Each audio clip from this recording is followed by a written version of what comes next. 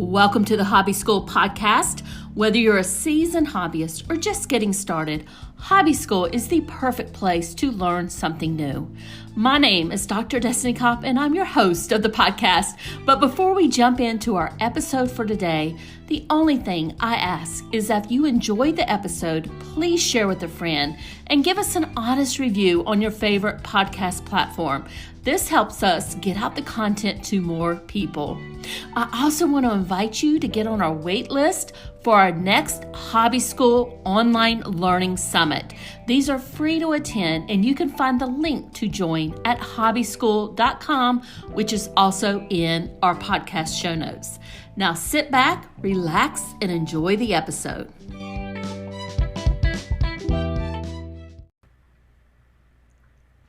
And my special guest today is Elle Messenger. Elle is a master beach photographer, crafter, and coach for people wanting to show up as their true selves. People, teaching, and crafting have been her passions for as long as she can remember. And Elle was an elementary teacher for 5 years, but she was caught by the not-so-subtle pull to become a full-time photographer. And that's when she decided to do it.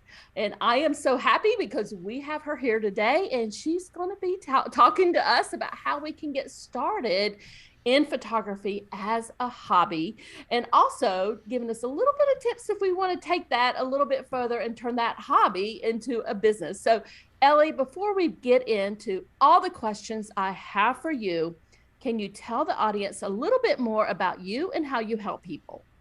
Yes, I'm so happy to be on. So I have been a photographer for more than 10 years, and it started as a hobby back in high school when I got my very first base level camera, and my passion just grew from there. And over the last few years, I have decided to really niche down into beach photography, and I specialize in families, and it's just been so amazing getting to be my own boss and truly work with amazing families and capture their most special moments in such beautiful scenery. And I will say that I love beach photography. So anytime we go to the beach, I always want to hire a photographer to come down to the beach and take pictures of us as a family. So I love what you're doing. So let's say that, the audience is listening, they're interested in photography as a hobby. What do you have to say to them? How can they get started? So there's really not a wrong way to get started in photography. All that you need is a basic camera. And I know that when you look online for digital cameras and entry professional level cameras, it can be a little intimidating because there are so many options out there. But your best bet is to I get all my equipment from Best Buy, and if you're just getting started, you can search for digital camera, and I prefer Canon equipment. It's just what I've used over the last 7 years, and so that's what I know. And you can just sort all of the Canon cameras from the price from lowest to highest, and that will give you an idea of where your camera will fall on the spectrum. The more expensive ones are of course going to be down at the bottom, and those are for the seasoned professionals, and the ones that are more towards the top that are more affordable are going to be a best bet for you. I would recommend the Canon EOS R camera. It's the new mirrorless body, and that is a great starter camera.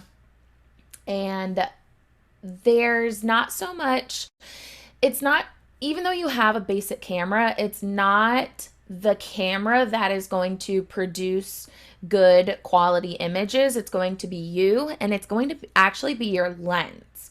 So lenses are the biggest part of what makes a picture, I believe, besides the photographer, of course.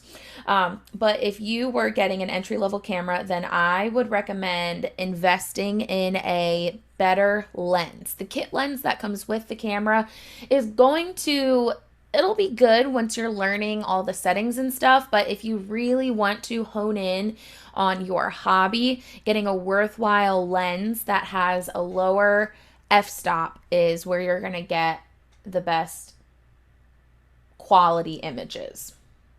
So, and you might not know this off the top of your head, so I might be putting you on the spot. The camera that you recommended, can you give us like a ballpark how much that might cost in today's market? $200, 400, are we looking at 2000, you know?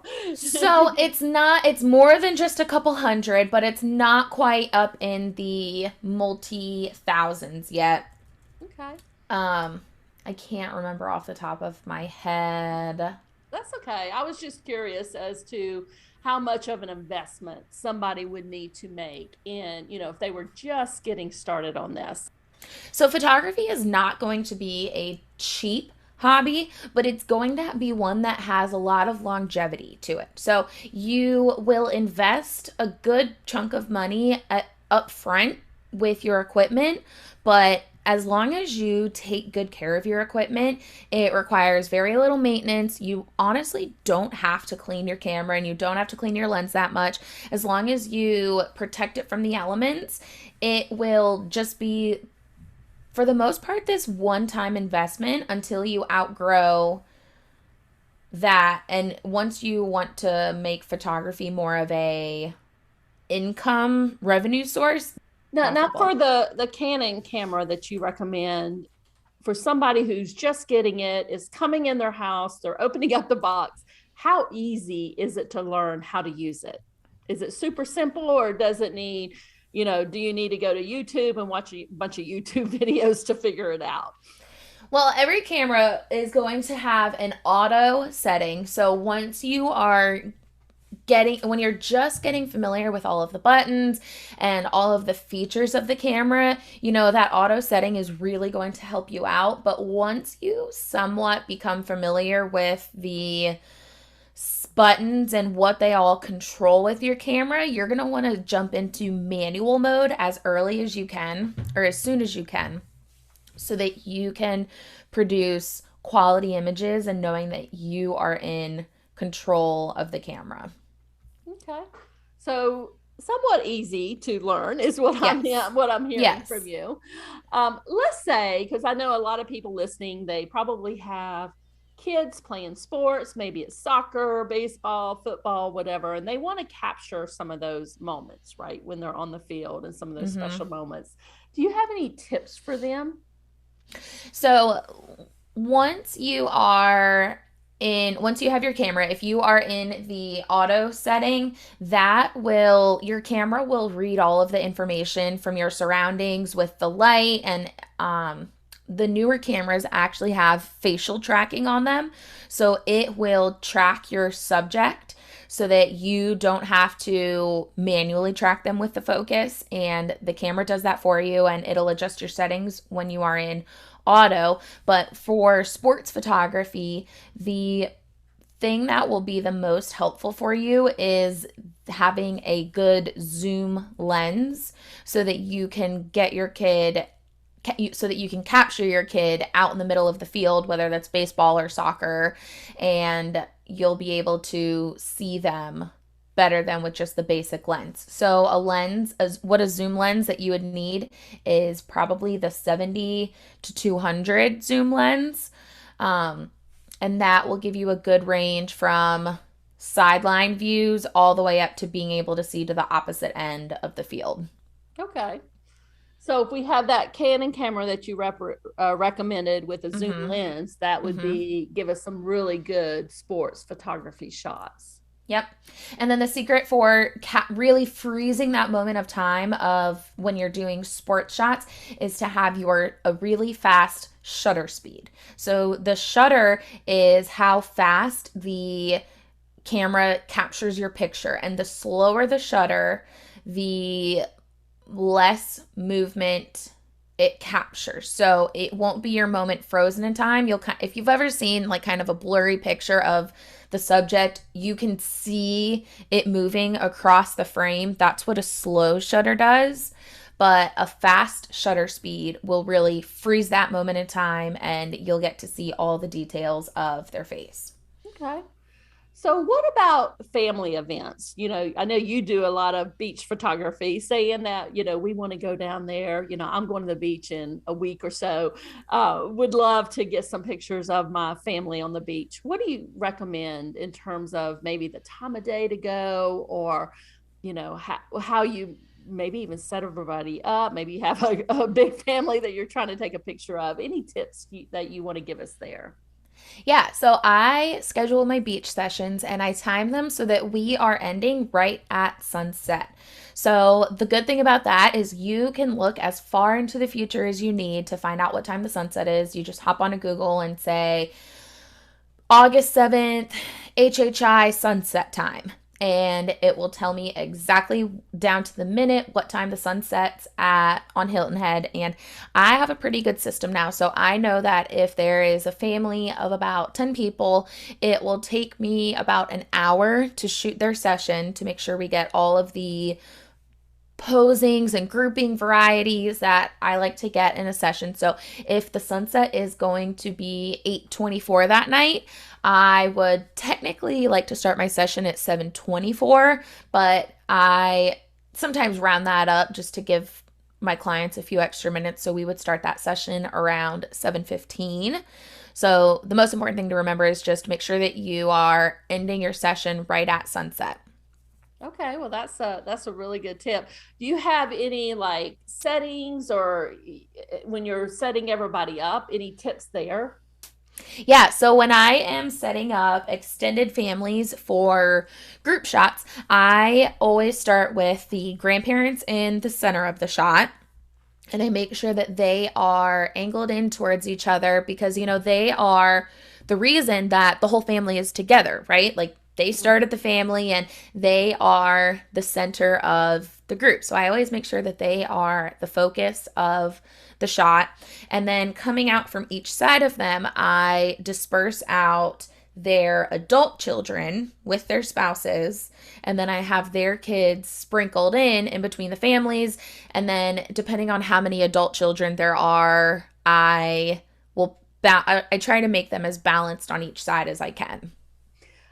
I know when my kids were little, sometimes they were, throwing fits or tantrum tantrums right in the middle of the photography shot, right when we were trying to get everybody to Yes. smile. And any tips for dealing with kids or little, toddlers or babies like that? Yep. So, one, and especially, I mean, kids are already so unpredictable, and especially at the beach, they're going to be overstimulated. They want to play in the ocean, they want to play in the sand, and the last thing that they want is to take pictures. And adding on how late it is, because most kids are going to be going to bed between 7 and 8 p.m., which is when we're starting the session. So there are a lot of things working against you, but just making sure that you're always keeping the session upbeat, keeping kids engaged. And it's called a shutter hugger, and it's just a little stuffed animal that goes around my lens. And I've had a bunny that I've been using recently, and it's always funny because we're like, is there a bunny on the beach? And that gets them to look at my camera. Um, what else, kids? Just I like to let kids control the session to a certain extent. So I think that it's important in order for kids to cooperate, they want to have a vested interest in the session. So I give them options. I say, do you want to stand or do you want mom and dad to hold you? Or do you want to stand next to mom or do you want to stand next to dad? And I always make sure to present kids with two options that ultimately end in what I want, but it's letting the kids take control so that they feel like they kind of have a say in how the session goes. I love those tips. So, Ellie, before we wrap it up here, I want to talk a little bit about your business, because you have taken a photography hobby and you have turned it into a six-figure business. Can you tell us a little bit more about the process that you went through to do that? And if somebody was wanting to follow down your path and do it also, what is one of the first things they would need to do to get started? So, the very first thing, and what I think is most important, and it's kind of underestimated how often, it's not something that people talk about a lot, but I believe that it's really important to invest in education and invest in to your business first to make sure that you are getting started on the right foot. So I would suggest looking for photographers, whether it's their websites or their Instagram, finding a photographer that looks like there's success that you would kind of want to model your business after. And I would pursue some kind of education or mentorship through them. So there are so many successful photographers out there. And, a lot of us have learned lessons the hard way. We've learned through trial and error, and sometimes there have been more errors than success. And I think that the best thing that you could do for your business is just reach out to other photographers, find out what has worked for their business, and getting one-on-one coaching from them. And sometimes that might not be, the one-on-one coaching might be a little out of reach when you're first getting started, but just finding education. Lots of photographers have free educational resources, whether it's their podcasts or YouTube channels. Lots of photographers have freebies on their websites, and just truly investing in education. And you can never research too much when you're just getting started in your business. And I love that advice, educating yourself, learning, and just taking that first step to get started, I think is a big thing there. So Ellie, before we wrap it up here, can you tell the audience where they can find you? And I believe you have a free gift for them also. Yes. So I have a podcast where I talk with other photography business owners, and I have guests on and we do interviews, and we just talk about things like how to market yourself and how to charge sessions so that you're making a profit, and just little tips to run your business. I also have my Instagram where I have lots of photography resources on. It's at Elle Michelle Photography. And the freebie that I would love to offer you guys, one of the most successful ways that I've found that I've grown my business is I ask my clients for feedback. So I ask them how the session went. I ask them what are some things that I did well, what are some things that they think I could work on.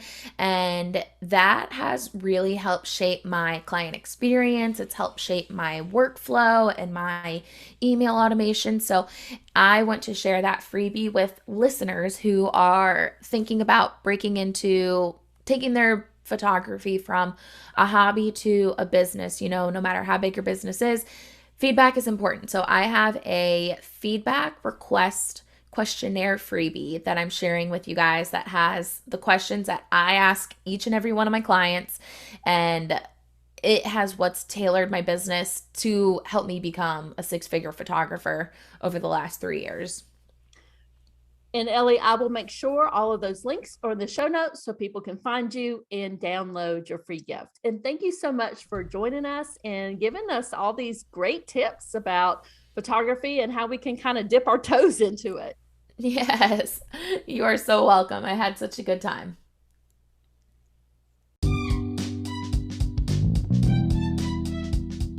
Thank you so much for listening today. Don't forget to sign up for the waitlist so you'll be the first to know when our next free HobbyScool online learning summit launches. The link is in the show notes for this episode, or you can go to hobbyschool.com, and that's HobbyScool with school without an H in it. Talk soon.